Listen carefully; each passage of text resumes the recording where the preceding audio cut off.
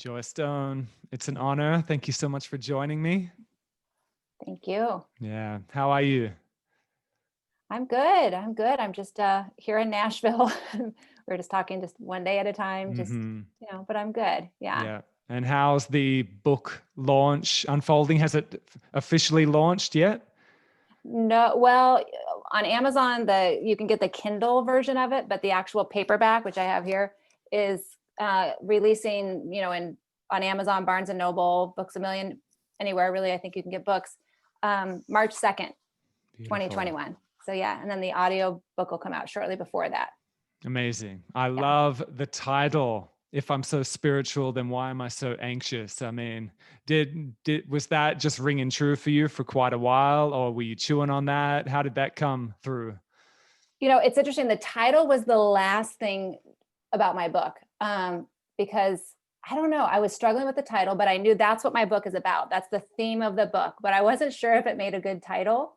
But at the end, it's everything that, I would say that to myself over and over again. If I'm so spiritual, if I'm doing all this work, why am I still feeling so anxious? And when I work with people, that's usually the question. That's where I meet my students, is they're already doing so much work and they're still struggling with the anxiety, the self-doubt, those feelings. So the title was there. It's throughout the book, but I committed to it. The very last part of the book was the title for me. Yeah. To say It's that's great. it. That's what I'm going to call it.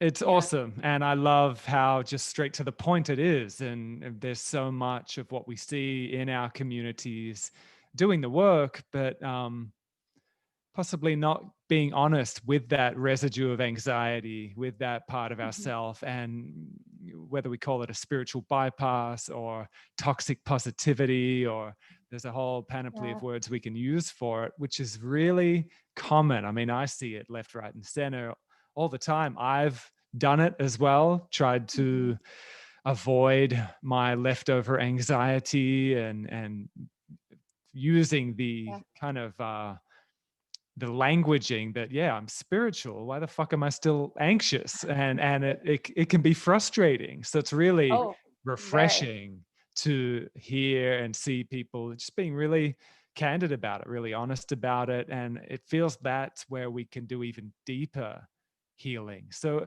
how was your journey with coming to being so comfortable with it, and then teaching about it, and then of course writing a book about it? How was your journey unfolded? Yeah. Well, that's a good question. I think, I recently wrote a little article about how often throughout writing the book, I thought, and I would share with my husband, I don't know if I can write this book. I don't know if I can do this.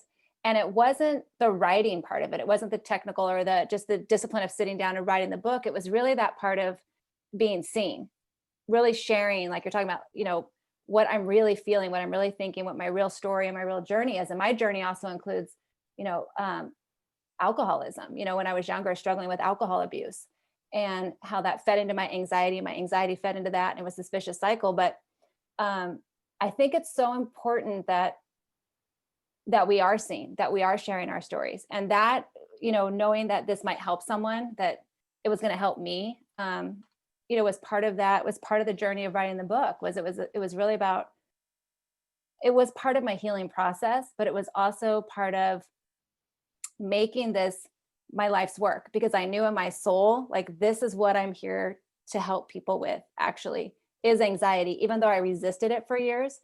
I remember driving in my car, being a yoga teacher in LA, and, having to show up to my clients or my students' homes and acting like I was all together and I was all happy, and, Om and Namaste and all the things that we do. And then I'd get in my car and I was like battling with, the anxiety, the self-doubt, the worry, and the anxiety, the way that it showed up in my life, sometimes if we look in the dictionary for the definition of anxiety, it's like this fear of some impending doom, this fear of this what if.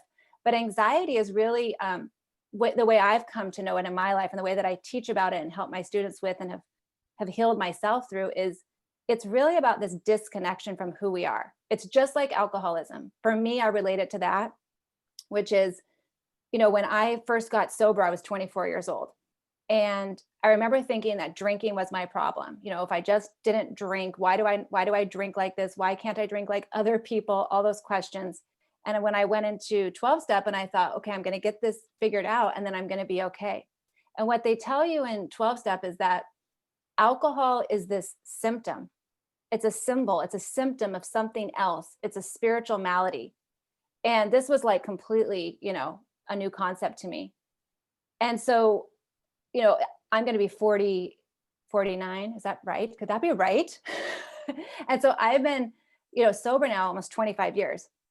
And that journey of, you know, going through the early years of my sobriety and my anxiety getting worse because that thing that I was using to soothe my anxiety was no longer there.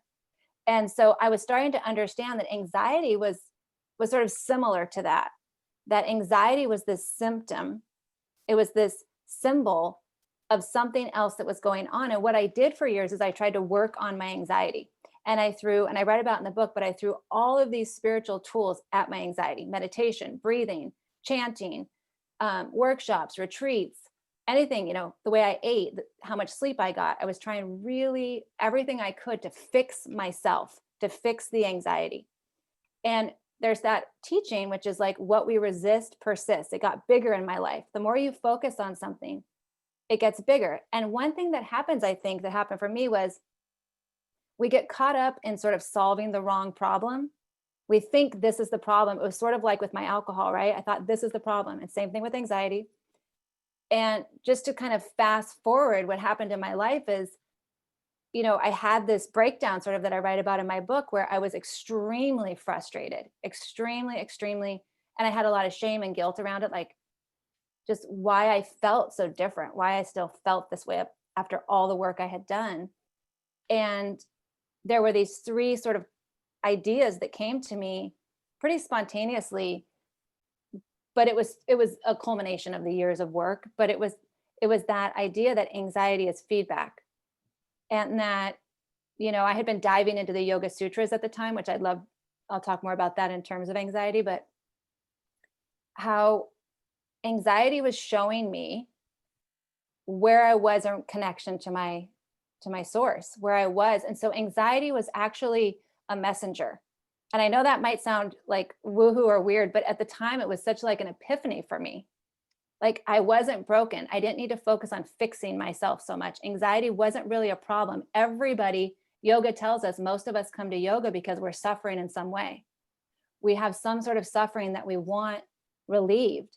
And it's part of that human condition. And very often our suffering, if we're going to make any meaning out of it, you know, it can help to wake us up. Mhm. And so I realized that my anxiety could be more of this messenger and a way to wake me up a little bit more, not a failure on some part, you know, that I had, like some failure. And Yeah, so that's the huge. journey, yeah. So I know it was a long answer, but that journey was just going from sort of, it was this big problem in my life to it's actually a messenger in my life. It's actually, it's just like we all have something, you know, and I started to look Mhm. at it like that, like it's all, and it's a tool that can help me navigate life with more skill, actually. So, Yeah, that's really cool. And that wasn't a long answer. I want you to okay, keep picking apart good. that answer as well. But Yeah, it just really rings true at that anxiety is a messenger. I think that's a great way to reframe it. And I don't think it's woo woo either, just looking at it yeah, objectively. I think it can be confronting initially when people reframe that listening to the feedback of anxiety. Like eventually, I mean, eventually it's liberating and refreshing, but I think that reframing initially can be overwhelming for people, and mhm, getting that intimate with it. If we for so long have identified with it and just, I am an anxious person, right. and we just intimately identify with it, that reframing, that shift, can scare the shit out of like parts of ourselves, whether we call it, our nervous system or our ego constructs. And like, it's scary initially, Yeah, I think, reframing and reperceiving, because it's kind of like any of these addictions, we get addicted to it and it's familiar. So yeah, to interrupt that addiction, even if it's done in a conscious way and a loving way, it can scare the crap out of parts of us. Would you agree? Oh, absolutely. And I Mm-hmm. think that, if we look at, even just this idea of our ego, which isn't good or bad, it's just how we know that we are who we are. It's, but it's not a permanent part of us. But the ego likes to stay really comfortable. And the ego is just the way that we identify ourselves, right? And so to reframe something is then telling that part of your ego, that part of yourself, that it has to die, that it has to go, that it can no longer live because you're not going to feed that truth anymore. You're not going to feed that story anymore. And it wants to cling because that's the comfort zone. And so there's like this process, which I think yoga teaches us beautifully, which is that idea of abhyasa, which is practicing something new, and vairagyam, which is releasing the old. And where the sort of the transformation really comes in, and this was a key shift you're touching on that I experienced as well, is when I tell that story of really how I was so stuck in trying to fix the problem. It's just like anything else. If we go and we're trying to change our life or change, our job or change something, whatever it might be, we have to start to first decide what it is we want. What do we want next for ourselves? How do we want to feel? Who do we want to be? And it was almost like this exemption with anxiety. Well, that's just some sort of thing that I have to live with. It's like all these principles that we use to create our life somehow weren't being applied to anxiety in my life. Somehow I was missing, or I wasn't being told, or it was like, well, that's a mental illness, or that's something that you can't. It's almost this identification like you're talking Mm-hmm. about. So it's not to diminish that, but really what I feel is sort of the message that I want to carry, and why I wrote this book and why I told my story, is that it was when I actually made the decision. And I remember in 2012, I met a teacher who actually changed the idea of tapas and abhyasa, which are two words in Sanskrit, and we talk a lot about in yoga, which is tapa is sort of that new behavior. It's that refined new action. And it's when we start to take new actions, and action is also like a thought, it's a choice, it's a vision, it's a focus, which takes effort. When we decide to have a new tapas in our life, a new action, there's going to be a rub, there's going to be a discomfort. And that discomfort becomes the food for our svadhyaya, for our reflection. Why is that so uncomfortable for me to feel good about myself? Why is that so uncomfortable for me to walk in a room and look someone in the eye versus just treating, the discomfort? Well, I'm just going to try to soothe the discomfort. Well, I'm just going to take my deep breath, and those are all good things to quiet and calm the nervous system. But at some point, I have to look at that and question and hold myself accountable and take responsibility and choose to change that. And so that tapas, when I got introduced to it, like, oh, you mean, I remember coming home and talking to my husband and going, whoa, like I haven't been using tapas in this way, this refined action of changing my vision about who I want to be in terms of this anxious identity that I had. And then abhyasa. Abhyasa is this practice, and I'd always heard it, abhyasa, it's practice. Well, what is it? Practicing what? Well, it's practicing your goal. It's practicing becoming. It's practicing your bhavana. It's practicing your vision. It's really leaning into a practice of how you want to show up, and obviously like in the deeper classical, translations of yoga, it's that linking with your true nature, right? And that's part of it. Abha means to link with the deepest part of yourself. And so I realized in my daily practice, even in my daily meditation, in my daily spiritual practice, I was really still working on myself. Do you know what I mean? Like I was working hard on myself. I wasn't connecting to myself. And there was a huge difference in that. And so when I sat in my practices and I started to just connect to the truth of who I am, which I learned to understand is confidence, is calm, is all-knowing, is fearless, is free of the kleshas, is fear of clinging and attachment and worry what people think about me. And I started to link with that in my mind, which is a practice. And then I dedicated myself to practicing being that in my life. My entire yoga practice changed. My entire life began to change. And as I was able to calm those kleshas, those afflictions, those fears, as yoga promises, samadhi increases. My absorption with something new started to take over in my life. So it was just a huge shift from like, yes, that part of me needed to die, so to speak, and it's still there. It can pop up, of course, but the new part of me that I'm building into is getting stronger and stronger and stronger. Mhm. And so it's just the same with anything. It's like we have to decide, what are my values? What do I want? What are my dreams? What are my goals? And this is in terms of our mental health, our emotional health, our spiritual well-being, our our whatever we're putting our attention on. So it was Yeah, a big shift. that's huge. It's really deep, and Yeah. it does require, it is, and it does require Yeah. practice. It's not a, Yeah. it's not a quick fix.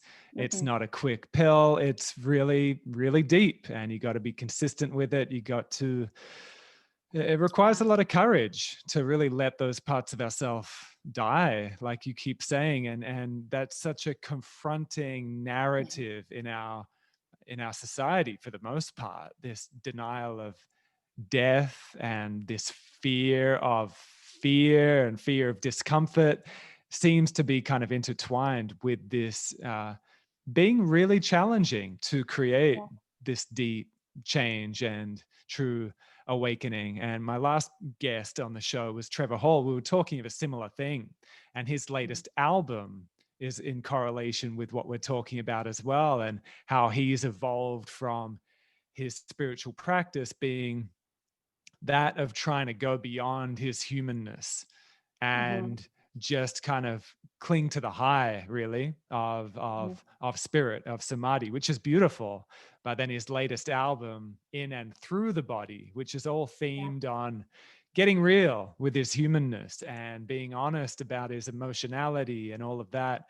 So it seems to be coming up more in conversation. I'm hearing it come up more in conversation because these Eastern practices kind of grokked with our Western conditioned mind. It seems that we did for a while there gravitate to, all right, this human experience, it's fucking messy. Let's just go beyond it and Mhm. focus Yeah. on spirit, focus on spirit, focus on spirit, which then, as we've seen, can get really messy if we're not dealing Right. with our anxieties, our sexuality, our anger. If it's all just getting kind of avoided, whew, it creeps up Yeah. in nasty ways. And so does anxiety. I mean, if we're just pushing it aside, pushing it aside, pushing it aside to try to be positive, it can Right. bubble up in really Yeah. toxic ways. And even to the point of there was a few suicides from predominant teachers and that, and it got revealed that there was underlying depression and anxiety that wasn't getting um, treated like Yeah. comprehensively. And again, it can bubble up in really toxic ways and really sad ways. So Yeah. yeah, I mean, I Mrs. think, yeah. Yeah, you go. Well, I was going to say to that is, I think, and this can feel very, like you're using the word confronting, which I like that word because it is a little bit confronting to what maybe what's comfortable to talk about, what we've been told, what's easier to believe. And, I know I'm in Nashville, I'm in the US, and I will just say that it's a reality that, and this isn't necessarily a conversation about prescription medication, but the truth is there are a lot of people who are depressed. There's over 40 million people reported in the United States who are suffering from anxiety. There's a high percentage of people who are addicted, to alcohol or drugs. And we know that medication is being overprescribed. And I say this because there's a lot of us who are suffering. And what we're being taught more and more now, I think, and there's more and more people talking about their experiences in real life ways. But we're not being taught the life skills Mhm. to actually navigate our emotions. It's like to build emotional resiliency, to build, mental resiliency. It's like instead we go talk to someone and, the old way was we'll take a pill and it'll fix it. And yes, it can calm it down. I was on medication for a while. So this is not an anti-medication talk, but it's a really, a lot of people are suffering because they don't even know there's another way. They don't even know that there's like these life skills. And I say this because I didn't know this for years. I was just, for whatever reason, introduced to certain teachers or certain people in my life that started to talk in this way or share their stories or share information with me that I was like, oh, this is a possibility. Oh, this is something I didn't know about that, or whatever it was. And so I think it's important that we are sharing our stories and that we are talking about, yes, we're up here in the clouds in one way, where we're talking about these spiritual practices, these spirituality. And yet spirituality is really this journey of knowing who we are. It's just a simple practice. It doesn't have to be, it's understanding that we are something beyond all of this pain that we might be experiencing or these fears. And then it's like, even saying that, that's probably not new to a lot of people that are listening to this podcast. Yeah, I know there's something in me that might be eternal, or there might be something in me that's at peace. But how do I get to that? How do I actually, accomplish that? How do I actually experience that? And I think that's what this book is about. And that's what I like to talk about too, is how do we actually do that? Because there are practical ways, and it is possible. It is possible to heal. It is possible to feel good. It is possible to, get over, is the wrong word, but get through our suffering, so get through our pain. And I think it needs to be said and shared so that people, someone out there who is suffering, can hear that, that Yeah. if And you it's don't so feel it right common now. to put our teachers and to put people like you on a kind of pedestal of perfection, and for students to, and I've done this, to idolize and to project that, yeah, that teacher is perfect, they mustn't have any worries, any anxiety.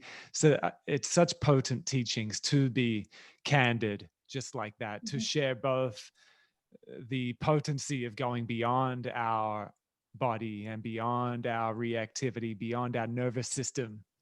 We're so much more than all that. At the same time, we've got this complex vehicle, and it really does feel like a very tangible and integrative journey that you're guiding people through with this book and your work, to help people really tangibly, like not just conceptually, but experientially, um, Yeah.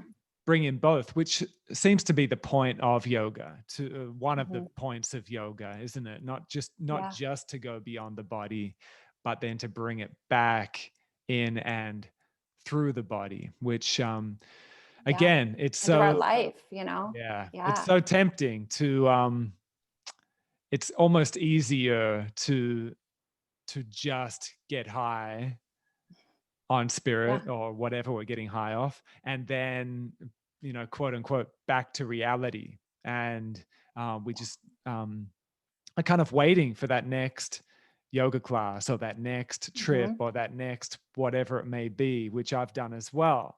And then life is just life.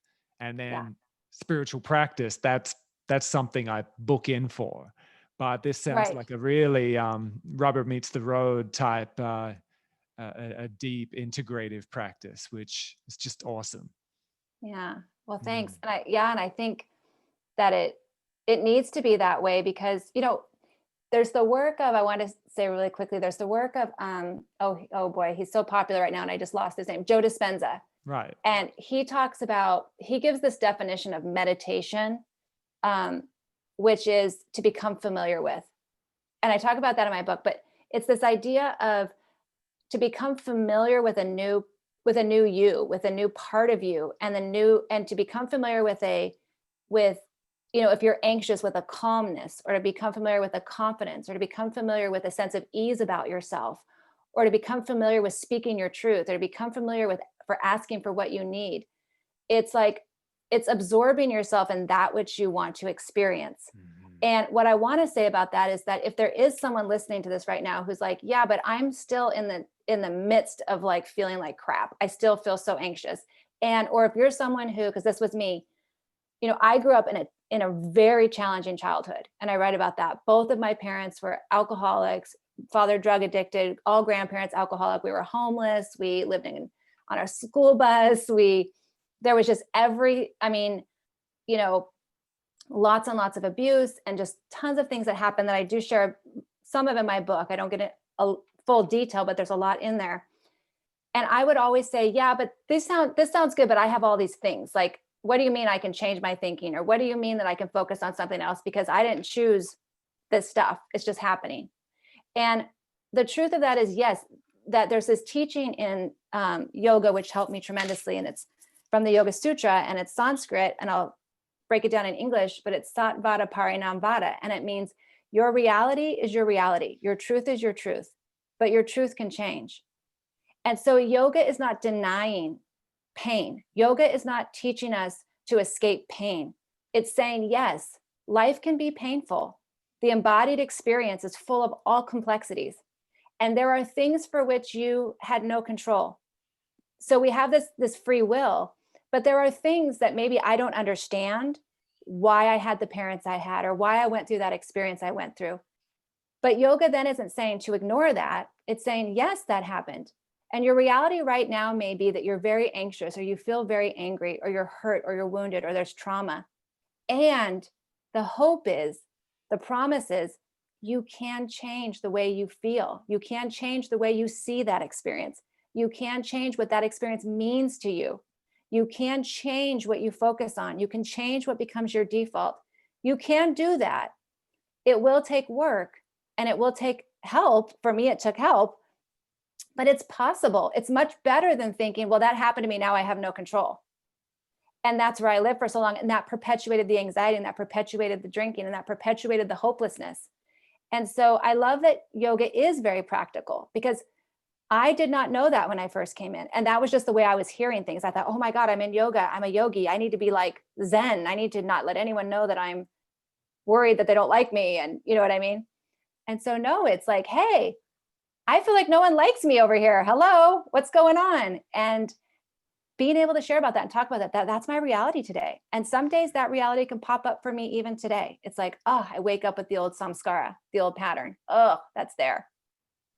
And what the practice gives us is, I remember years ago when I first started, and I started in the Anusara lineage. I became a certified Anusara teacher and went through that process. And there were some beautiful teachings that I learned through there. And one was that when we get on the mat, when we get and sit down for our practice, we're either remembering who we are or we're celebrating. Because there'll be times that you wake up and you are just like, oh my God, I feel so connected. I feel so tuned in. And you can just celebrate those days. And there's days that you wake up and you feel so disconnected. And it's those days that when you develop a daily practice, which yoga, we can't get away from in yoga, it's the daily connecting. When you develop that, you build that emotional resiliency, you build that mental muscle that says, oh, let me just try to remember that there's some light here. And it becomes easier. So it doesn't mean that, like, I don't ever want to come across as though I'm perfect and I don't have days where I feel anxious or less than, or those old stories creep in. But Satvada Parinamvada, that may be my reality. Uh-oh, there it is. But I can change it, even if it's just a millimeter, And so I think that there's some really practical, beautiful teachings that, have great value that maybe I was missing for a long time. And maybe someone else out there is and needs to hear that too. I think a lot of people need to hear that, and especially, and I do harp on it quite a bit, but it seems quite important as social media and technology keeps going the way it's going. And it's good that more candid conversations are coming out about the addictive tendencies and qualities of these technologies. So, I mean, a very common situation for people is to wake up in the morning and go straight to the phone. And there's like a cycle of reinforcing who I am and who I think I am. And then the addictions of approval, the old like button. And so that reinforcing that kind of addictive anxiety and seeking of approval, seeking of validation. So that, and then checking it, throughout the whole day, however many times, and then also going to sleep, doing the same thing. So it seems like in our current times, the practices you're talking about, actually doing them, not just in the yoga studio, but at home, in bed, when waking up, when going to sleep. Like, I think that's pretty much required now if we're really going to go deep and penetrate through these very seductive layers of the modern day and all these devices that are sucking out our attention. It seems like, for me anyway, I can see that in myself, and I'm totally aware of it, and I seek education on these things, and I can even feel it in me, that almost gravitational magnetic pull into Yeah. these energy zapping things. And I try to use it skillfully and use it for stuff like this and for work. And then, like, all right, back to remembering. Come on. But It's, oh boy. it's interesting how even when we are aware, Yeah. it can still suck us in, and the anxieties can still suck us in.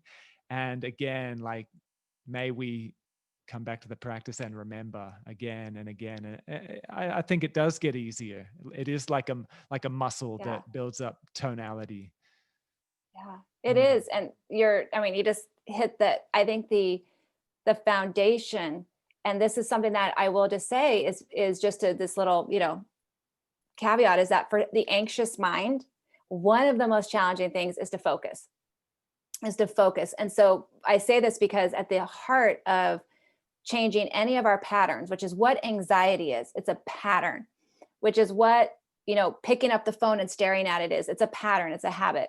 To change anything, we have to be willing to commit to that daily practice, that daily remembering of what it is we want, what our goals are. But really, that, yoga reminds us that change is hard. The first yoga sutra, and I love the sutra, is Atta Yoga Nushasanam, which is that if you're suffering, now is a really good time to learn to suffer less. I love that one. I'm like, okay, yes, that's a good translation. And there's a place within you that knows no suffering, and that you can change your patterns, but it's going to take a commitment. So very often that first sutra is considered this commitment sutra. And so one of the things that when I'm working with people and with my group is that we commit to the daily practice, and we spend the first week together, all of us as a group, developing our daily practice. And part of that is eliminating distractions. And so, how yoga therapy is 90% of our success is in waste removal, is in mala removal, is in cleansing, purifying. And so distraction is that what you're talking about. You wake up, and many people are using their phones for alarm clocks, right? So it's right by their bed or whatever. They're looking at the last thing, like you said, before they go to sleep. And we know now, with the way the brain works in the subconscious, we want to be really, really mindful of what we put in our brain, like food, before we go to sleep, because we sort of marinate in it, right? And so we can really feed into the subconscious mind if we're really careful about what we consciously put in there as we go to sleep. We're actually making changes on a cellular level, on a deep level. But in terms of the looking at the social media, what a practical practice is that I have people set aside 20 minutes in the morning and 20 minutes at night. And that's sort of the first commitment. And that we actually take our phones out and we get real alarm clocks. So that's just something that's very, very helpful to start to eliminate that technology. Totally. And that the first 20 minutes are really dedicated to nourishing and feeding what I call the 4 areas, which is your spiritual, your mental, your emotional, and your physical. It can be something as cat-cows, a meditation, a visualization, listening to a podcast, journaling, breathing. For everyone, it's going to look different, but we, as a group, we figure out, okay, what is that for you? What works for you? What's practical for you? And let's make it doable and sustainable, because what yoga says is if your practice is not sustainable, you won't do it, right? That whole Vini yoga, right? Sutra 121, it's got to be sustainable so that you'll stick to it, and then we can build on it. And so the last 20 minutes before you go to bed as well, there's a little meditation that I give everyone to read. It's a reading meditation. And that really starts to feed into that, okay, settling in, feeding the body, mind, and then going to sleep. But that in and of itself, to not like the gripping of wanting to have your phone is like a real thing for us, right? Because we do get very addicted to knowing what's going on around everyone else's life, whatever. It's a real thing at the same time. We love to torture ourselves with comparison, I feel like. Yeah. It's a real thing, and it's so addictive, yet it's so liberating, just having that restraint and Yeah. getting in that pattern of leaving the phone at home while you go for a walk, leaving the phone out of your main bedroom when you go to sleep. It's so liberating. The times where my phone has like either broken or shut down or I've lost it for a period of time, that've been great times, memorable times that I actually remember and feel. And it's very liberating for us. And I do think it's a great, healthy restraint that I do harp on a lot. It comes up all the time, but I think rightfully so, because they're such powerful tools that are great. They are. And Yeah. we're so lucky to be alive during this time. At the same time, we're so new to it, and these Yeah. technologies are so new, and they are altering our mind field and our chemistry. So they require a lot of respect. And with young kids, I don't know if you're seeing this as well, but I mean, because they're such sponges and so receptive, which we all are, but I mean, kids with that growing brain. Yeah. Um, Seeing how quick when they're in front of these devices, how it just screws with them. Like, whew, this thing is a Yes. drug and we got to respect it. It's a powerful tool. It's so powerful. I have a 6-year-old, and he has an iPad. And so we actually, it's been interesting because, just to get real, right? I like to be real and honest that, with no school and working from home, and you've got kids, and here we don't have childcare here because of what's happening with COVID, and we don't have people coming in the home. To try to balance everything out. At first I had him a lot more on technology because I was like, okay, watch this, why I do this. And Course. it was so interesting to watch his energy shift, his mood. He was much more spun out. It was like I had to pull it out of his hand sometimes. I don't know if you ever had to do that with Yeah. kids. Oh, yeah. And so I was like, no more. So we put that away, and we haven't had it out for quite a while now, maybe, I don't know, a couple of months. And I took YouTube off of his iPad. So now it's like just, certain things that he can watch when he does get it, but we don't get it anymore. And so, yes, it's right away, just the grip he had on that. But I saw how it changed his energy. But I think kids growing up now, teenagers, and especially it's so normal for them. It's just part of their hand in a Right. way. You know what I mean? Mm-hmm. So it's going to be, I think, a different process for them to come to know balance. And I don't know, the idea of connecting with real people. And I know they are, but it's all done. There's so much connection done. Friendships are done on social media versus real life, Mm-hmm. not to sound like Yeah. an old person, but you know what I mean? No, well, it's true. I think again, conversation and a bit of guidance, like Yeah. from people that have been alive pre all of this, is probably needed. Just a little bit of Mhm. counsel, but in observing that, further to that point, Yeah. I know some teenagers, students of clients, and students of kids of students that I have that I know very personally. And I was talking about that documentary, The Social Dilemma, and it's Oh, yeah. probably of benefit to watch it and just become aware of it. And the defensiveness that I've observed from these teenagers about that, like it was very Mhm. confronting to them. Like I found it inspiring and refreshing that these people in the industry are coming out and speaking Yeah. again very honestly about it, whereas the defensiveness and denial, and they did not want to watch it anymore, was quite interesting to observe. Which further, it's kind of like potentially like confronting a drug addict, like Uh-huh. that you love deeply, like it's time, like we got to do something about this, facing Yeah, that that's addiction. interesting. That's It is interesting quite because they don't interesting. even know what it's sort of like we have the before and after because Mhm. we kind of remember life before technology. And there's that whole idea of not even knowing what you don't know. Like some of them don't even know life without the technology.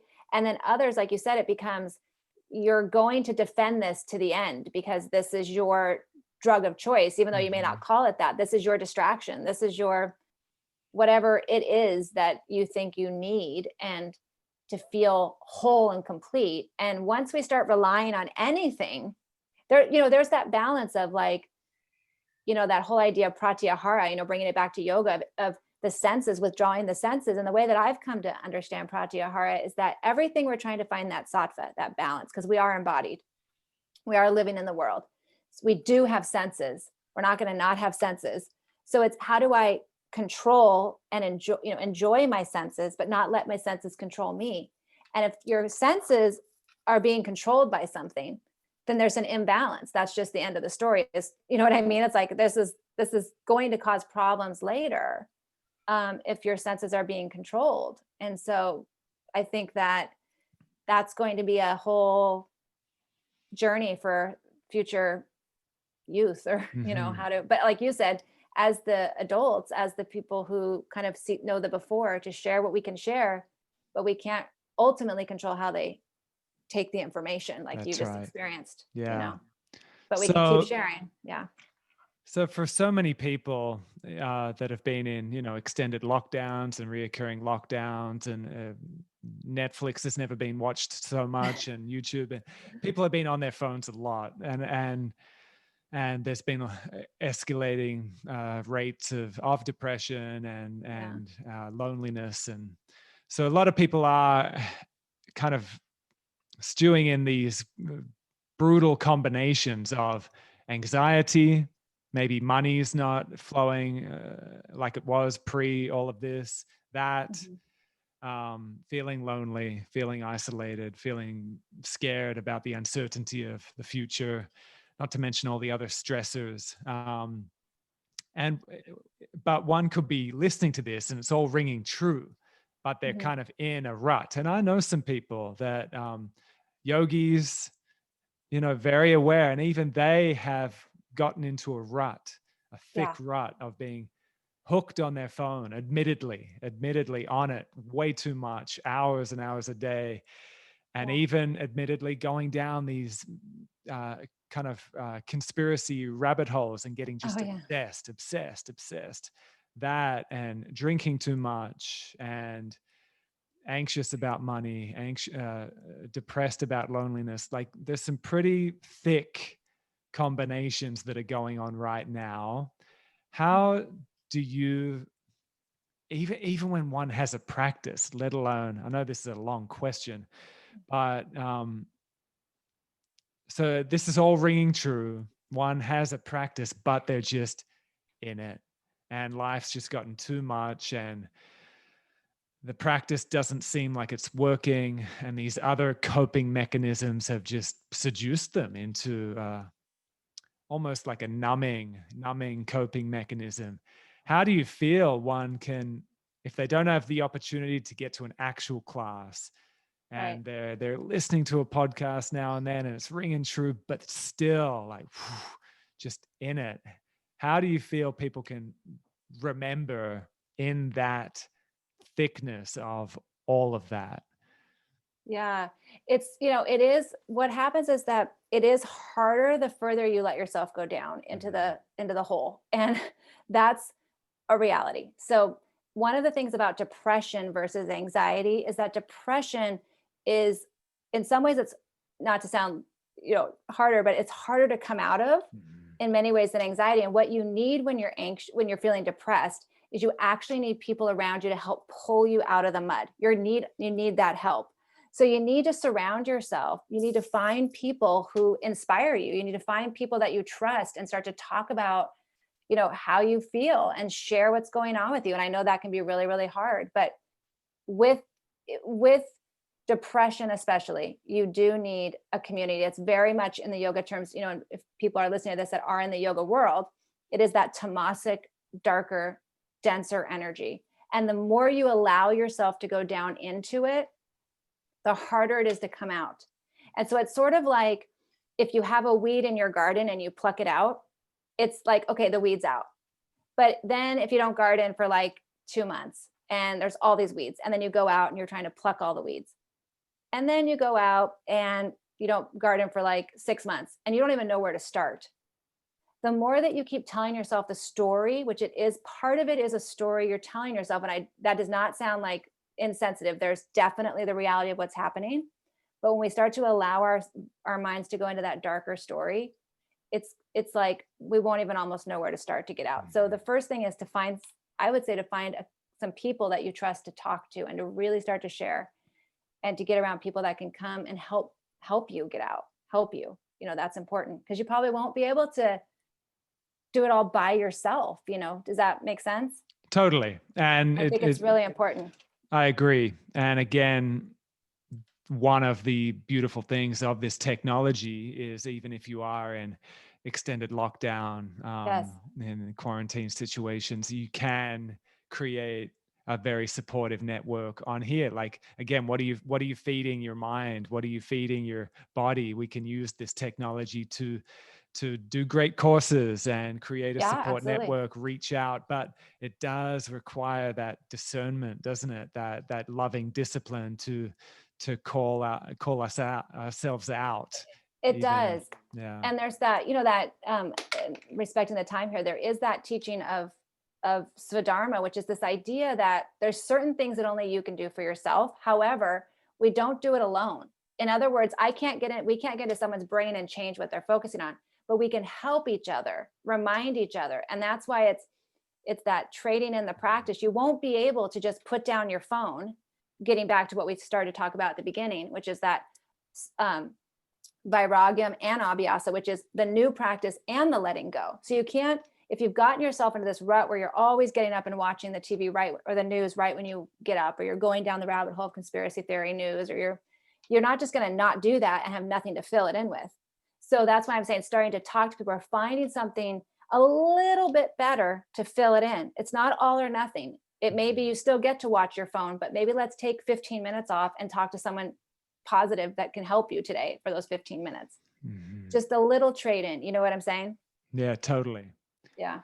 Joy, do you feel like reading a page or two from your book to wrap this up? Oh, well, let me look. Sure, you're so nice. Yeah, and maybe a page. I mean, it's all relevant, but maybe something that's almost like a practice to help people go beyond just thinking about all this and listening about all this, and maybe just guiding people into a direct experience. Okay. Well, there's now that you said that, there's two practices that are so helpful right now. One is a little bit more heady. So let me go into the 3 S's, because this is really good for discernment, because we've been talking a lot about that and just discerning. And even in terms of what someone might be, doing right now, that they're feeling like, I'm getting more stuck. Now, what's great about yoga is that it always reminds us that we're interconnected, that we need each other. And so if there's something you and I have been sharing a lot about during this conversation, is that there's no shame or harm or, nothing wrong with telling someone where we're at. And so we need to do that. And so, but the 3S process is something that I learned a long time ago. I've sort of turned it into my own practice and shared it in my book, the way that I practice it. But there's 3 Sanskrit words. One is Shri, one is Satya, and one is Spatantriya. And so I'll talk a little bit about that. So the practice is, let me read something first. Sorry. Okay.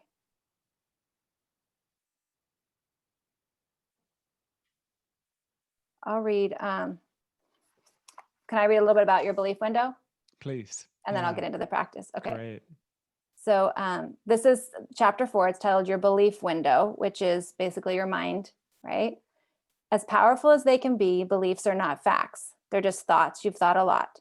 Your beliefs shape your reality because they frame how you see and experience anything and everything. Therefore, if you want a new experience, you will have to begin by creating new beliefs. In his book, As a Man Thinketh, James Allen wrote, men are anxious to change their circumstances of their lives, but unwilling to change themselves. In my 20s, I believe the biggest problem I had to solve was how to get over my difficult childhood. I blamed it for why I never felt worthy and why I became so anxious.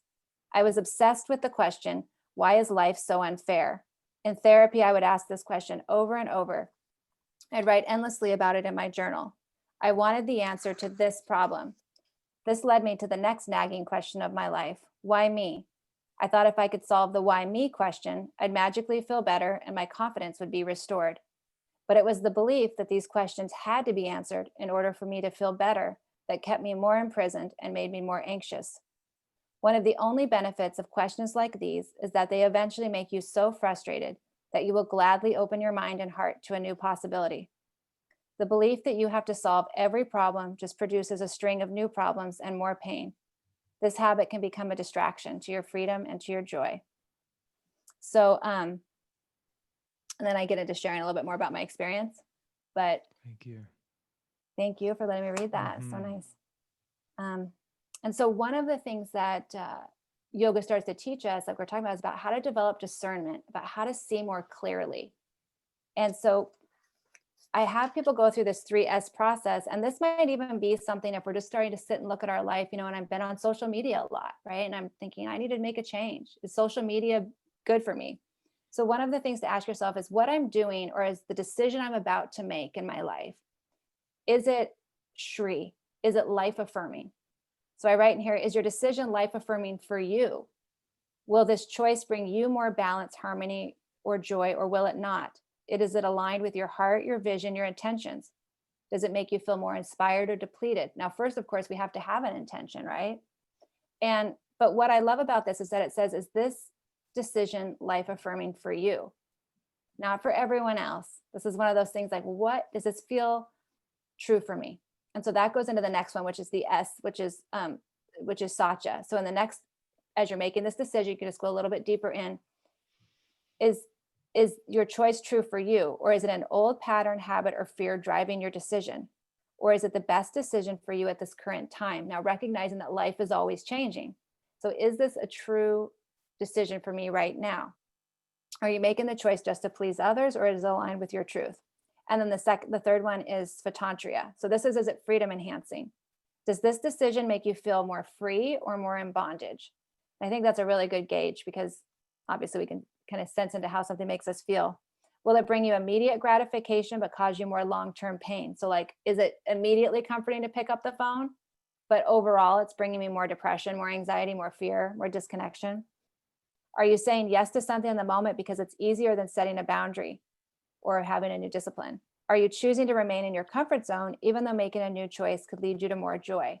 So I get more into it in the book, but it's basically going through these 3 S's to help you get more clarity, because the whole context of yoga practice is to be in relationship with yourself in a new way, is to